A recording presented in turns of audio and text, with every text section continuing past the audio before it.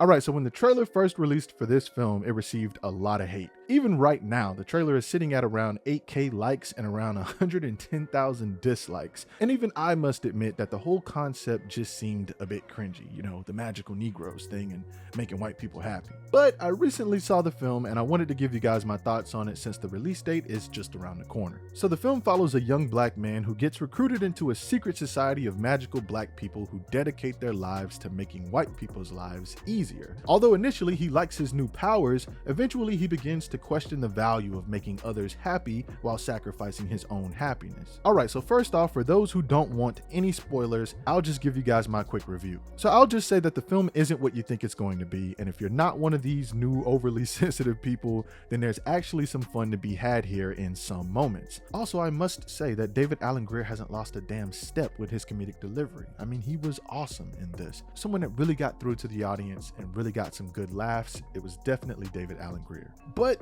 that wasn't quite enough to save the film. I mean, although there was a solid message and the film tries to close on an uplifting note, the racial gimmick still felt corny overall, and it still suffered from the same issue that a lot of films still suffer from these days, and that's the fact that it's just a forgettable film with forgettable characters. Only person who gave a memorable performance to me really was David, and probably the woman who played the leader of the Black Society, but besides those two, it was mainly just David carrying the film. Anytime he was in a scene, you know it was going to be funny, and besides that, you're just along for the ride. So with all of that being said, I would probably give the film like... If you're really curious about it and have no other options the weekend of release, then go check it out. It's honestly not that bad. But besides that, personally, I would probably recommend waiting and watching it from home. Now finally, let's get into spoilers. But first, let's talk about what the term magical Negro actually means. So the term magical Negro was coined by Spike Lee as a black character in movies used to assist a white protagonist. So films like The Green Mile with Michael Clark Duncan, who is actually a magical Negro, like he actually had powers in that movie. Then The Matrix because of Morpheus and the Oracle, who were both black characters who assisted Neo along his journey, and then Bubba from Forrest Gump, who was basically one of the driving forces of Forrest going on and creating a shrimping business and, you know, being more successful. And yes, there are plenty more. Please feel free to mention them down in the comments, but you get the point. So yes, these are some examples of magical Negroes. So this film takes that already established concept of Negro assistance and turns it into an Avengers level team of magical Negroes who assist white people to keep balance in the world.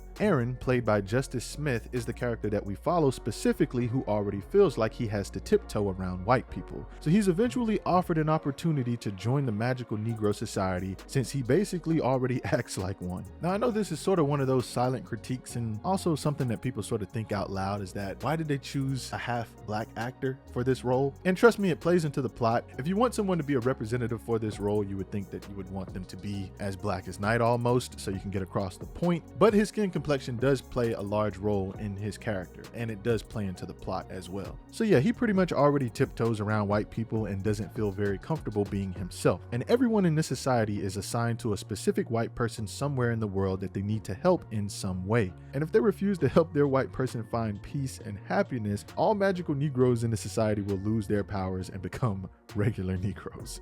Nah, you don't want to be a regular Negro until that specific black person has been exiled from the group. So once they've been exiled, they get their powers back, but they have to find the offender first. And also, let me not forget that that person's memory is also wiped, so they'll have no recollection of the society. Basically like some Men in Black type shit, except it's done through a tap on the forehead. Just a tappy tap right there on your damn forehead. You remember nothing. So anyway, Aaron gets a little tutorial from David Alan Grier's character, who's known as Roger, about how to detect a white person's comfort meter, or whatever the hell it's called in the film. And Aaron's first white person test subject is a white police officer. And the whole scene here is just so safe. Like, that's the only word that really comes to mind. Just safe, bland, and mostly unfunny.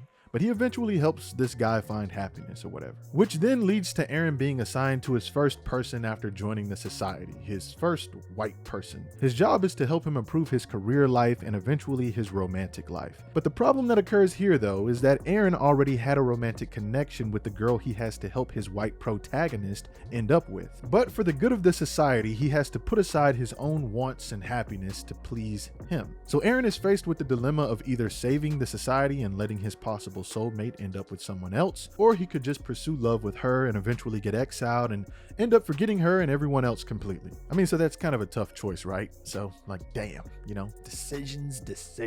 But of course he chooses the girl, because this film would have caught even more hate if he hadn't. I mean, having a black man never find happiness in this kind of movie would have probably gotten it banned. I mean, I'm just saying, no nigga wouldn't go out and see this. I'm just saying, like, you gotta have some sort of happiness. But something weird happens in the end where the society is unable to make him forget, because keep in mind, like I said, he chose the girl. And if he chooses his own happiness, then the society will suffer and he will also suffer. But it's like the magical spell to make him forget will no longer work on him. And they sort of kind of explain how he's now immune to it because he was able to convince other magical Negroes to push back instead of being complete pushovers. And this was another just whatever kind of moment, because it was just some random new logic they threw in the movie to justify him not losing his memory.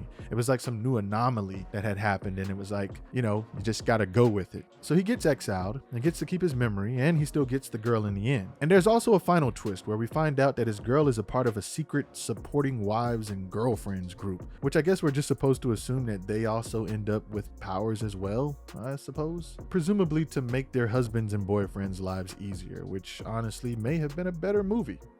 Just saying. See, my biggest issue with this film is why couldn't they just make it a secret society of magical black people where it's not tied to the happiness of white people kind of film? I mean, it was a unique idea, sure, and I understood the messaging. I mean, it's basically a no matter what people think about you, don't be afraid to be yourself kind of movie, which is fine, but I just think the constant corny racial tension is going to upset some people, and it's just a gimmick that gets old and annoying pretty fast throughout the film. And the movie couldn't even really lean into the racial comedy like a Blazing Saddles or a Scary Movie because of the times we're in now. So you can feel the cringy tiptoeing a lot with the way they tried to build up the scenes. But to make a movie like this today the right way and make it rolling on the floor funny would probably have to be done by the Wayans family. And it would definitely be over the top offensive to tap into that true raw comedy that's just very hard to get away with these days. See, here's the concept that would have made this whole movie way better in my opinion. Just make a damn full-on Harry Potter in the Hood remix. Call the shit Deshaun Potter and his Deathly Hollow Tips, and he's got to use some sort of dark hood magic to fight against the evil in the streets. And of course I'm just joking, but honestly, once again, even that would have still been a better movie. Until next time, thanks for watching.